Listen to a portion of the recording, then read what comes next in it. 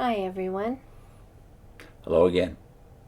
We're on page 174 of the Pure Worship book.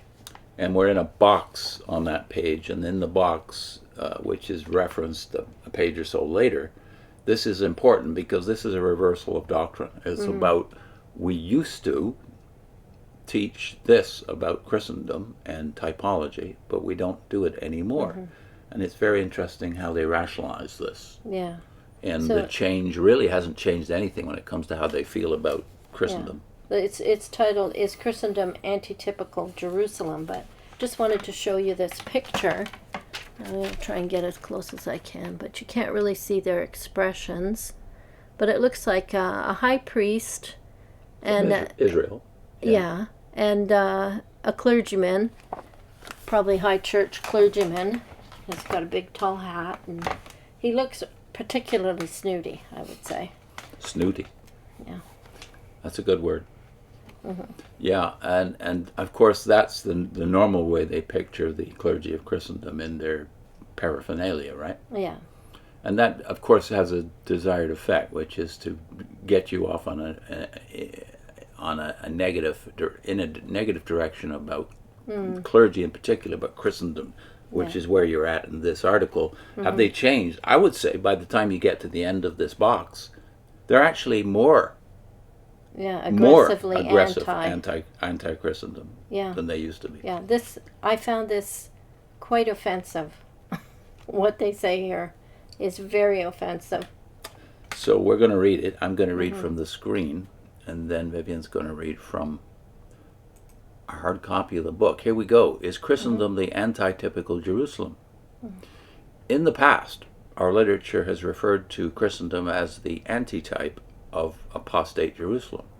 The conditions in unfaithful Jerusalem, including idolatry and widespread corruption, certainly remind us of what is happening in Christendom. However, in recent years, our publications, including the one you are now reading, have not taken the antitype approach to prophecy, except where the Bible provides a clear basis for doing so. Is there a solid scriptural basis for referring to Christendom as the antitypical Jerusalem? No. Consider the following. Jerusalem was at one time a center of pure worship. Later, its inhabitants turned apostate. By contrast, Christendom has never practiced pure worship.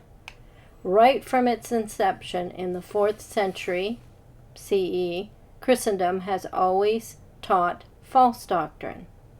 In addition, after Jerusalem was destroyed by the Babylonians, Jehovah restored the city to his favor, and it again became the center of true worship. Christendom, on the other hand, has never had God's favor, and once it is destroyed during the Great Tribulation, it will never rise again. In view of the foregoing, what may we conclude? When we examine Bible prophecies that were fulfilled on unfaithful Jerusalem, we may say, this or that reminds us of what we see in Christendom today.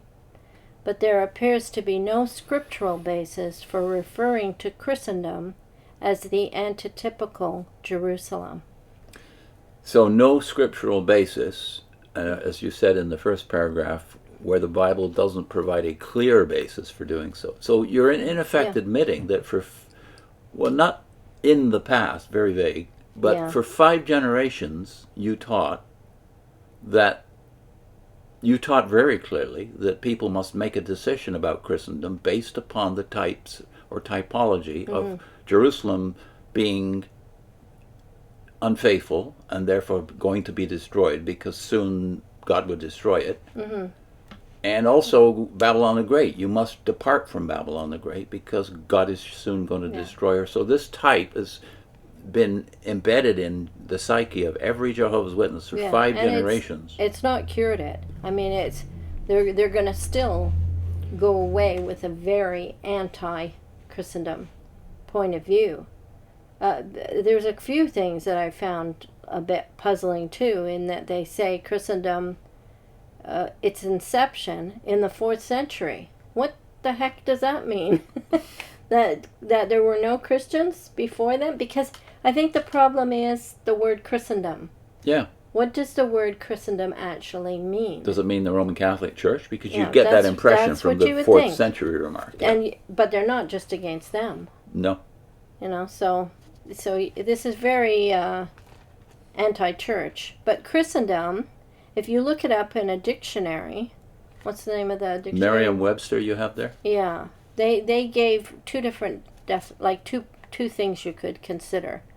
One, the entire body of Christians, or two, the part of the world Christianity most prevails in. So. Well, that was obviously before the 4th century, which is Christendom, or what you now call Christendom, namely the church since the 4th century, which is, you say, has never taught correct doctrine. Well, when the Roman Empire became officially Christian, a generation or so after Constantine, already a tenth of the people in the Roman Empire were Christians. Yeah. So the doctrines were already there. They weren't created in the 4th century. The Christians were already there. So the vagueness here is disturbing, both about your history, because what you're saying in effect is we taught falsehood for 5 generations, but now we're straightening it out. Well, on the other hand, you say that, well, they've never had God. God has never been showing favor to Christendom. Where's that here? Christendom has always taught false doctrine.